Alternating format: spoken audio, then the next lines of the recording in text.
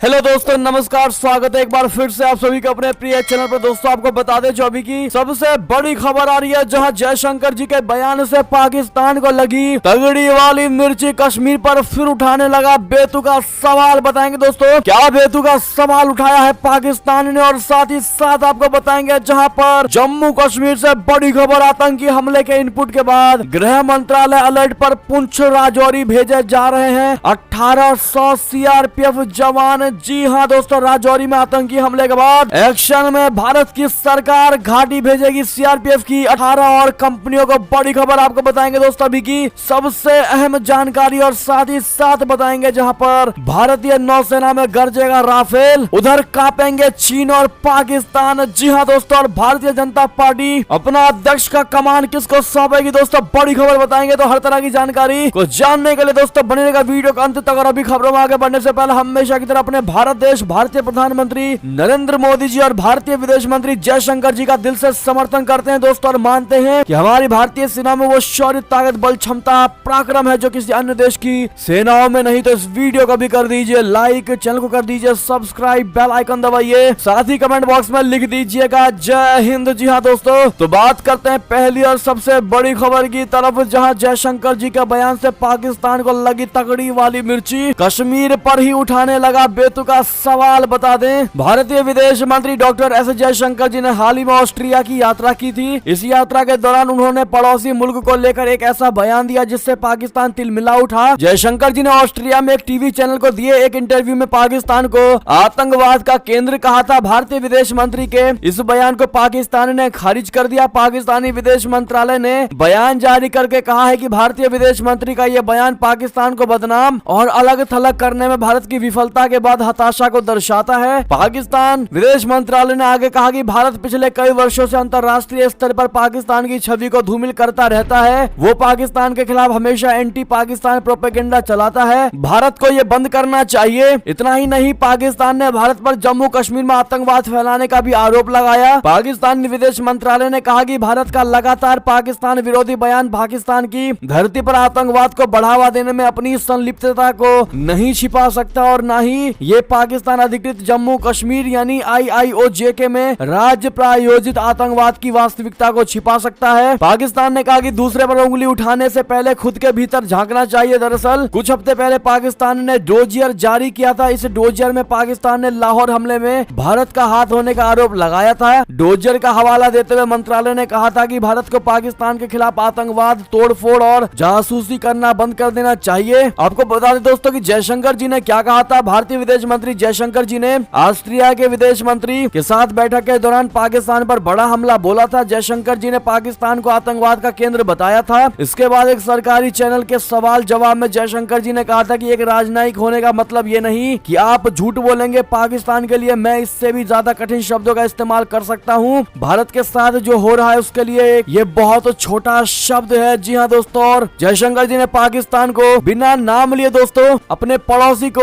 आतंकवाद का केंद्र बताया था। उसके बावजूद भी पाकिस्तान को तगड़ी वाली मिर्ची लगी दोस्तों, और उसने ये बयान दिया है और भारत पर ही उल्टा आतंकवाद का धप्पा ठोपा है दोस्तों। ऐसे में कश्मीर को लेकर भी दोस्तों जब बड़ा बयान दिया गया है कि जम्मू कश्मीर में राज्य प्रायोजित आतंकवाद की वास्तविकता को भारत छिपा नहीं सकता। इस पर आपकी अब क्या राय होने वाली है, कमेंट में लिखकर अवश्य बताइएगा। क्या जवाब देना चाहेंगे दोस्तों आप लोग पाकिस्तान के इस बयान को लेकर पाकिस्तान को? देखते क्या कहती है भारत की जनता। बहरहाल दोस्तों, इस वीडियो को जितनी ज्यादा हो सके शेयर कर दीजिएगा व्हाट्सएप, फेसबुक, ट्विटर पर। जी हाँ दोस्तों, और वीडियो को लाइक करना मत भूलिएगा। बात करते हैं और बड़ी खबर की, जहां पर जम्मू कश्मीर से बड़ी खबर। आतंकी हमले के इनपुट के बाद गृह मंत्रालय का अलर्ट। पुंछ राजौरी भेजे जा रहे 1800 सीआरपीएफ जवान। जी हाँ, राजौरी में आतंकी हमले के बाद एक्शन में केंद्र सरकार घाटी भेजेगी सीआरपीएफ की 18 और कंपनियों को। बता दें जम्मू कश्मीर में आतंकी हमले के इनपुट मिलने के बाद केंद्रीय गृह मंत्रालय ने यहाँ केंद्रीय रिजर्व पुलिस बल यानी सीआरपीएफ की 18 कंपनियां भेजने का फैसला लिया है। राजौरी और पुंछ में हुए आतंकी हमलों में आम नागरिकों को निशाना बनाए जाने के बाद ये फैसला लिया गया है। सीआरपीएफ की 18 कंपनियों में लगभग 1800 कर्मियों को मुख्य रूप से पुंछ और राजौरी जिलों में तैनाती के लिए जम्मू भेजा जाएगा। इनपुट्स के मुताबिक सीआरपीएफ की 8 कंपनियां जल्द ही जम्मू कश्मीर में तैनाती के नजदीकी स्थानों से तैनात की जाएंगी, जबकि सीआरपीएफ की 10 कंपनियां दिल्ली से भेजी जा रही हैं। सूत्र ने कहा कि जम्मू क्षेत्र में आतंकी हमले के बारे में खुफिया जानकारी के बीच गृह मंत्रालय मंत्रालय द्वारा हाल ही में जारी एक आदेश के बाद ये कदम उठाया गया है। जम्मू कश्मीर के राजौरी जिले के ऊपरी डांगरी गांव में रविवार शाम को सोमवार सुबह हुए दो अलग अलग आतंकी हमलों में 2 बच्चियों सहित 6 लोगों की मौत हो गई है और कई अन्य लोग घायल हो गए थे। ताजा आतंकी हमले में राजौरी के ऊपर डांगरी गांव में सोमवार सुबह एक संदिग्ध इम्प्रोवाइज्ड एक्सप्लोजिव डिवाइस बोले तो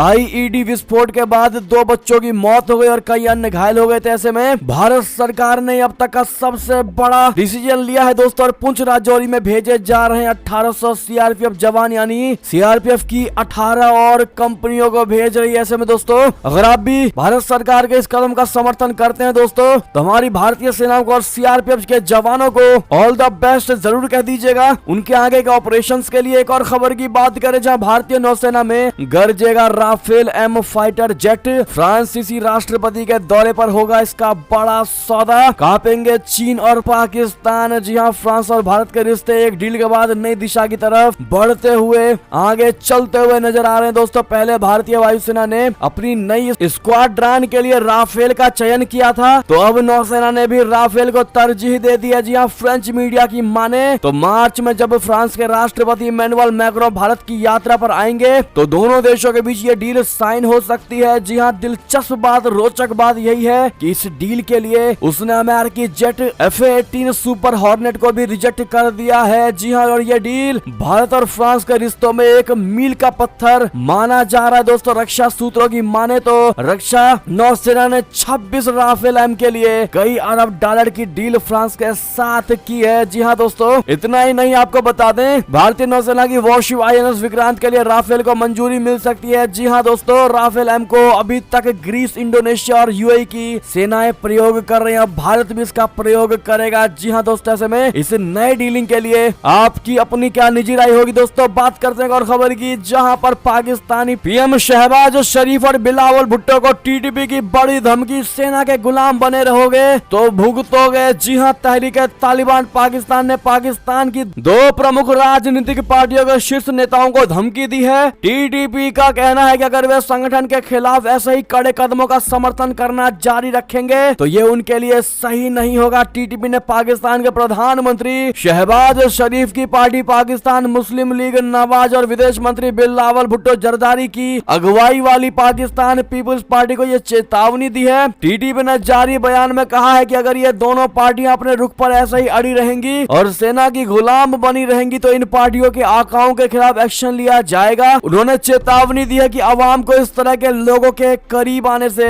बचना चाहिए। संगठन ने कहा कि वो पाकिस्तान में सिर्फ जिहाद की लड़ाई लड़ रहे हैं और हमारा निशाना देश पर कब्जा जमाई सुरक्षा एजेंसियां हैं। तालिबान ने विशेष तौर पर बिलावल भुट्टो को चेतावनी दी, जिनकी मां और पूर्व प्रधानमंत्री बेनजीर भुट्टो की 2007 के आतंकी हमले में हत्या कर दी गई थी। जी हां, संगठन के बयान में कहा गया है कि चूंकि बिलावल अभी भी युवा है और उसने TTP के खिलाफ खुले तौर पर युद्ध अभी घोषित नहीं किया है। TTP ने कहा कि उन्होंने काफी लंबे समय से किसी राजनीतिक दल के खिलाफ एक्शन नहीं लिया है, बल्कि दुर्भाग्य से बिलावल भुट्टो जरदारी ने अमेरिका को अपनी मातृभूमि का दर्जा दे डाला है। उन्होंने कहा कि प्रधानमंत्री शहबाज शरीफ ने अमेरिका को खुश करने के लिए TTP के खिलाफ युद्ध छेड़ने के लिए अपनी पार्टी का समर्थन किया है। जी हाँ दोस्तों, अब ऐसे में पाकिस्तान की शहबाज शरीफ और बिलावल भुट्टो को TTP की जो ये धमकी है दोस्तों की सेना के गुलाम बने रहे तो भुगतना पड़ेगा। इससे अब आप अंदाजा लगा पा रहे होंगे दोस्तों की TTP अब अंतिम पड़ाव भी चल सकता है, यानी कि दोस्तों इन पर हमला भी किया जा सकता है पाकिस्तान की सरकार पर, यानी शहबाज शरीफ और बिलावल भुट्टो पर। दोस्तों अब ऐसे में इस धमकी को देखते हैं पाकिस्तान किस एंगल से लेता है दोस्तों और कितने एग्रेसिव होके लेता है। बहरहाल आपकी क्या राय होगी दोस्तों, बताइएगा जरूर। लेकिन ऐसा लग रहा है कि TTP अब पाकिस्तान की सरकार के पीछे हाथ धोकर पड़ गई है। जी हाँ दोस्तों, यानी कि पाकिस्तान की सेना और तहरीक तालिबान पाकिस्तान आतंकियों के बीच जंग जैसे हालात दिखाई दे रहे हैं और पाकिस्तान के गृह मंत्री राणा सनाउल्लाह ने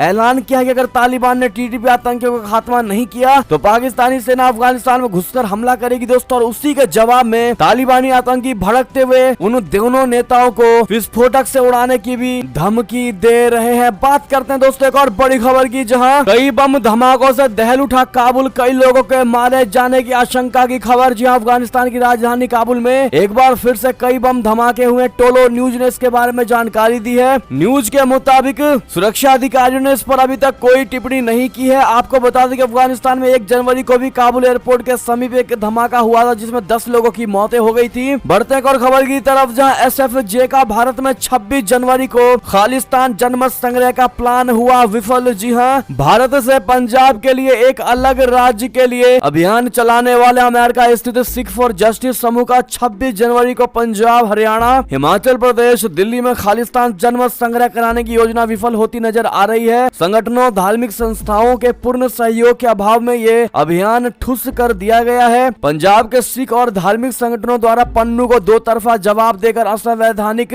जनमत संग्रह से खुद को दूर रखने की खबर आ रही है। भारत में प्रतिबंधित संगठन SFJ के नेता गुरु पतवंत सिंह पन्नू ने एक बयान में घोषणा की है कि पंजाब के लोगों को खालिस्तान के सपनों को साकार करने के लिए 26 जनवरी गणतंत्र दिवस पर पंजाब में होने वाले जनमत संग्रह के लिए मतदान करना चाहिए। लेकिन पंजाब में सिखों की मदद के अभाव में पन्नू का ये प्लान कामयाब होता नहीं दिखाई दे रहा। जी हाँ दोस्तों, एक और खबर की बात करें, जहां पर रशिया ने अपने ही सैनिकों पर फोड़ा यूक्रेनी हमले का ठीकरा। मोबाइल फोन इस्तेमाल को बताया जिम्मेदार। बताते यूक्रेन के मिसाइल हमले में 89 सैनिकों के मारे जाने के बाद रशिया के रक्षा मंत्री ने अपने ही सैनिकों पर ठीकरा फोड़ा है। उनका कहना है कि अवैध तरीके से मोबाइल इस्तेमाल करने की वजह से ही यूक्रेन हमला कर सका है। पहले रशिया ने कहा था कि उसके 63 सैनिक मारे गए हैं। बाद में जब लोगों का गुस्सा फूटने लगा तो रक्षा मंत्रालय ने बयान जारी करके बता दे कि यूक्रेन में अधूरे अभियान को लेकर रशिया के अंदर भी काफी आलोचना होती है। वहीं लोगों का गुस्सा रक्षा विभाग पर फूट रहा है। राइटर्स के मुताबिक रूसी रक्षा मंत्रालय ने बताया है कि यूक्रेन की 4 मिसाइलें रशिया के कब्जे वाले डोनेट्स्क के बगल के शहर मकीवक्का में एक वोकेशनल कॉलेज के पास बने अस्थायी बैरक पर गिरी। रक्षा मंत्रालय का कहना है कि रूसी सैनिक बड़े पैमाने पर मोबाइल फोन का अवैध इस्तेमाल करते हैं और इसी वजह से यूक्रेन सैनिकों का निशाना बन जाता है। जी हाँ, रक्षा मंत्रालय की तरफ से जारी बयान में कहा गया कि फोन के अवैध इस्तेमाल की वजह से ही यूक्रेन को सैनिकों को ट्रैक करने और टारगेट सेट करने में मदद मिलती है। जी हाँ दोस्तों, साथ ही साथ एक और खबर की बात करें, जहाँ यूक्रेन पर हुए हमलों के वीडियो को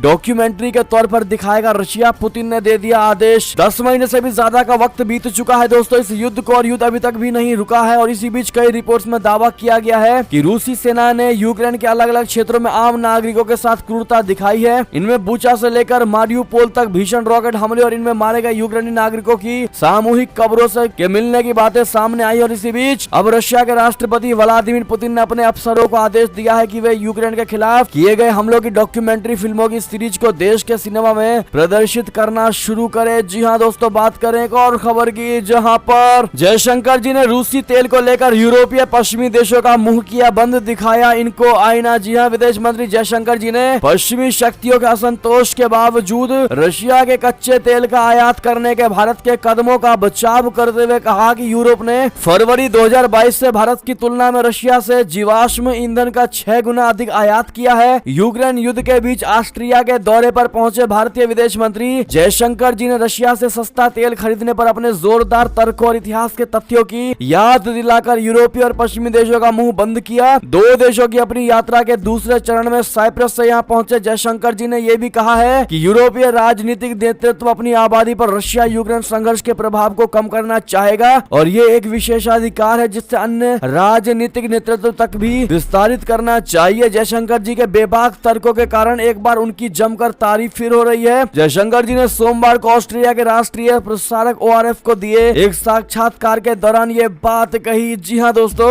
ऐसे में अगर आप भी अपने विदेश मंत्री जयशंकर जी के हर फैसले का दिल से समर्थन करते हैं दोस्तों और मानते हैं कि मात्र भारतीय विदेश मंत्री जयशंकर जी ही सबसे बेहतरीन और बेस्ट फॉरेन मिनिस्टर है दोस्तों पूरे विश्व में, तो जयशंकर जी बेस्ट हैं, ये कमेंट में जरूर लिखिएगा आप लोग। एक और खबर की बात करें, जहां भारत के पड़ोस में नया पाकिस्तान बना नेपाल। टेरर फाइनेंसिंग के चलते FATF की ग्रे लिस्ट में आएगा इसका नाम। जी हां, भारत और पाकिस्तान दोनों पड़ोसी और दोनों के बीच नियंत्रण रेखा LOC तय है। शायद इस वजह से ही भारतीय सीमाएं लांघना दुश्मन के लिए आसान नहीं है। लेकिन जरा सोचिए, अगर नेपाल से आतंकी देश में दाखिल होने लगे तो नेपाल के बारे में जो जानकारी आ रही है वो भारत के लिए डराने वाली है। पाकिस्तान की तरह इस देश पर अब फाइनेंशियल एक्शन टास्क फोर्स की ग्रे लिस्ट में आने का खतरा बढ़ गया है। नेपाली मीडिया की माने तो पिछले दिनों FATF की एशिया प्रशांत क्षेत्र ने देश का दौरा किया है। FATF वो संगठन है जो अंतरराष्ट्रीय स्तर पर मनी लॉन्ड्रिंग और टेरर फाइनेंसिंग पर नजर रखती है। इस टीम के दौरे के बाद लोगों में चिंताएं हैं कि अगर नेपाल ग्रे लिस्ट में आ गया तो कितनी बड़ी मुसीबत पैदा हो सकती है। जी हाँ दोस्तों, FATF की टीम आखिर दोस्तों नेपाल क्यों पहुंची, ये सबसे बड़ा सवाल है। आपको बता दें उनका ये मकसद था, ये देखना था कि नेपाल उन मानकों पर खड़ा उतर रहा है या नहीं जो उसकी तरफ से तय किए गए हैं। एशिया पैसिफिक ग्रुप बोले तो एपीजी ये देखेगी कि 16 दिसंबर 2022 तक नेपाल ने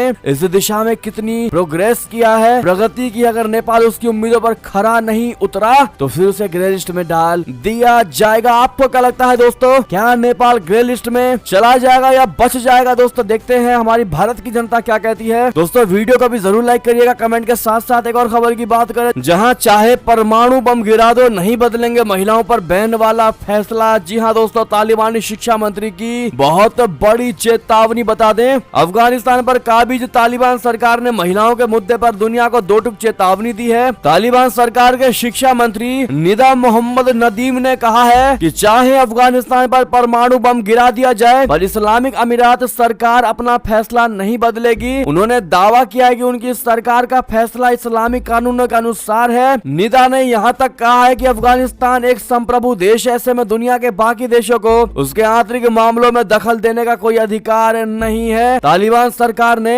अफगान विश्वविद्यालयों में महिलाओं के प्रवेश पर रोक लगा दी है। लड़कियों के हायर सेकेंडरी में प्रवेश पर पहले से ही रोक लगी हुई थी। जी हाँ दोस्तों, बात करते हैं एक और खबर की, जहां भारत में 1.5 साल बाद भी राजदूत नहीं भेज पा रहा अमेरिका। जो बाइडेन का फिर एक बार बड़ा ऐलान, आखिर पेच फंस कहां रहा है? आपको बता दें अमेरिका के राष्ट्रपति जो बाइडेन ने एरिक गारसेटी को एक बार फिर भारत के अगले राजदूत के तौर पर नॉमिनेट किया है, नामित किया है। व्हाइट हाउस ने विश्वास व्यक्त किया है कि इस बार अमेरिकी सीनेट की ओर से उनके नाम की पुष्टि की जाएगी। गारसेटी को अमेरिका के राष्ट्रपति जो बाइडेन का करीबी माना जाता है। वो 2013 से लॉस एंजलिस के मेयर है। व्हाइट हाउस ने उनका नाम सीनेट के पास भेजने के बाद एक बयान में कहा कि कैलिफोर्निया के एरिक एम गारसेटी भारत में अमेरिका के राजदूत हो सकते हैं। साथ ही साथ दोस्तों बात करते हैं एक और खबर की, जहां पंजाब में फिर मिला पाकिस्तानी ड्रोन, हेरोइन भी बरामद। कसोवाल बीओपी पर बीएसएफ को मिली बड़ी सफलता। बता दे पंजाब में भारत पाकिस्तान सीमा पर सुरक्षा बल बोले तो बीएसएफ के जवानों को सीमा निरीक्षण चौकी बीओपी कसोवाल पर गन्ने के खेत में एक क्षतिग्रस्त ड्रोन और 782 ग्राम हेरोइन मिली है। बीएसएफ की 113 बटालियन के इंस्पेक्टर ने ड्रोन को कब्जे में ले लिया है। ड्रोन के साथ मिली हेरोइन रमदास थाने की पुलिस को सौंप दी गई। रमदास थाने के एसआई व जांच अधिकारी गुरप्रीत सिंह भंगू ने बताया है कि बीएसएफ की शिकायत पर अज्ञात के खिलाफ केस दर्ज करने के बाद मामले की जांच की जा रही है। जानकारी के मुताबिक बीएसएफ की 113 बटालियन के इंस्पेक्टर हरीश कुमार के नेतृत्व में एक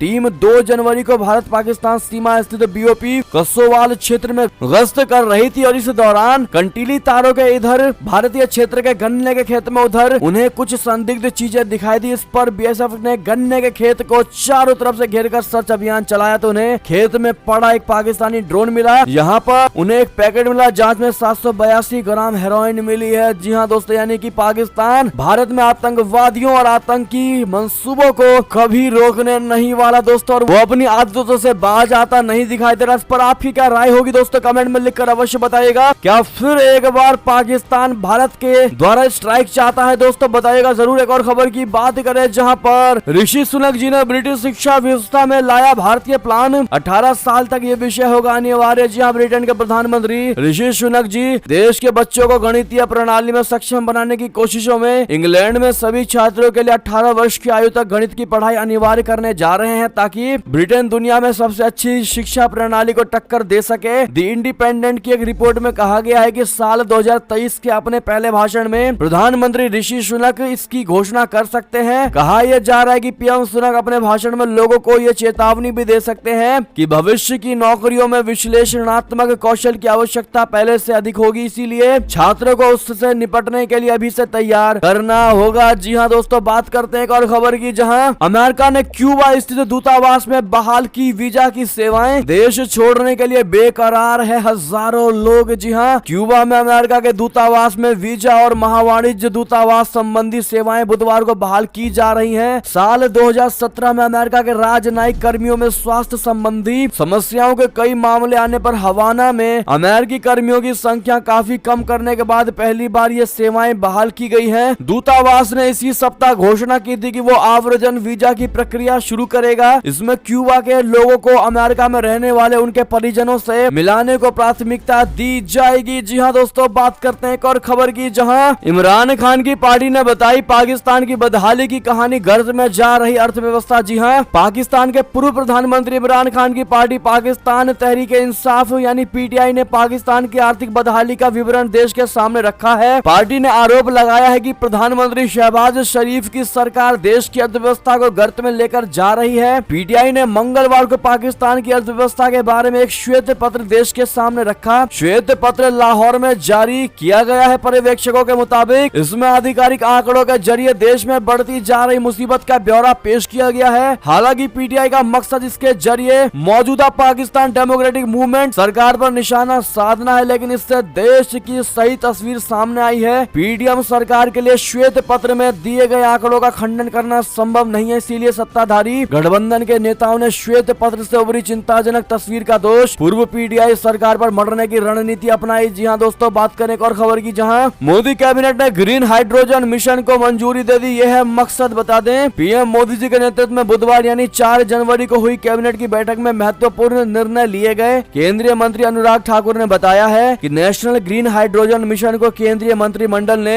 मंजूरी दी। साथ ही उन्होंने जानकारी दी है कि भारत ग्रीन हाइड्रोजन का ग्लोबल हब बनेगा। प्रति वर्ष 50 लाख टन ग्रीन हाइड्रोजन का उत्पादन होगा। केंद्रीय मंत्री अनुराग ठाकुर ने बताया कि 60 से 100 गीगावाट की इलेक्ट्रोलाइजर क्षमता को तैयार किया जाएगा। इलेक्ट्रोलाइजर की मैन्युफैक्चरिंग और ग्रीन हाइड्रोजन के उत्पादन पर 17,490 करोड़ प्रोत्साहन राशि दी जाएगी। ग्रीन हाइड्रोजन के हब को विकसित करने के लिए 400 करोड़ का प्रावधान किया है। जी हाँ दोस्तों, और इस मिशन से 8 लाख करोड़ रुपए का सीधा निवेश होगा और इससे 6 लाख नौकरियां भी मिलेंगी। जी हाँ दोस्तों, साथ ही साथ एक और खबर की बात करें, जहां आखिर जेपी नड्डा नहीं तो कौन होगा बीजेपी का अध्यक्ष। बीजेपी किसे सौंपेगी पार्टी की कमान, अध्यक्ष बनने के रेस में ये है नाम। जी हाँ दोस्तों, भारतीय जनता पार्टी के अध्यक्ष जगत प्रकाश नड्डा का कार्यकाल 20 जनवरी को खत्म होने वाला है। ऐसे में इस बात की चर्चाएं शुरू हो गई हैं कि बीजेपी का अगला अध्यक्ष कौन होगा। इस रेस में कई नाम सामने आए हैं। वहीं कयास इस बात के भी लगाए जा रहे हैं कि जेपी नड्डा के कार्यकाल को बढ़ाते हुए एक बार फिर उन्हीं को अध्यक्ष पद की जिम्मेदारी सौंपी जा सकती है। दरअसल इस वर्ष 9 राज्यों में विधानसभा चुनाव होने हैं और इसके ठीक बाद 2024 का लोकसभा चुनाव भी होना है। ऐसे में भारतीय जनता पार्टी किसी प्रकार का जोखिम लेना नहीं चाहेगी। बीजेपी की राष्ट्रीय कार्यकारिणी की बैठक इसी महीने होने वाली है और इस बात की संभावना है कि इस बैठक में पार्टी अपने अगले अध्यक्ष का नाम का घोषणा कर दे। अब ये सवाल है कि अगर नड्डा के कार्यकाल का विस्तार नहीं होता है तो फिर पार्टी किस पर दांव लगाएगी, कौन होगा बीजेपी का अगला अध्यक्ष, कौन कौन रेस में है नाम। आपको बता दें, नड्डा की जगह अगर किसी को अध्यक्ष चुनना पड़ा तो पार्टी शिक्षा मंत्री धर्मेंद्र प्रधान को कमान सौंपने की सोच सकती है और धर्मेंद्र प्रधान के अलावा दोस्तों भूपेंद्र यादव को भी पार्टी का अध्यक्ष बनाया जा सकता है। साथ ही साथ आपको क्या लगता है दोस्तों, क्या जेपी नड्डा जी को ही उनके ही कार्यकाल को विस्तार कर देना चाहिए? दोस्तों आप लोग क्या कहेंगे बताइएगा जरूर। इसी बीच एक और खबर की बात करें, जहां सोनिया गांधी नियमित जांच के लिए दिल्ली के गंगा राम अस्पताल में भर्ती, सांस लेने में तकलीफ। जी हां, कांग्रेसी पूर्व अध्यक्ष सोनिया गांधी को बुधवार को गंगा राम अस्पताल में भर्ती कराया गया। बताया जा रहा है कि कांग्रेस की पूर्व अध्यक्ष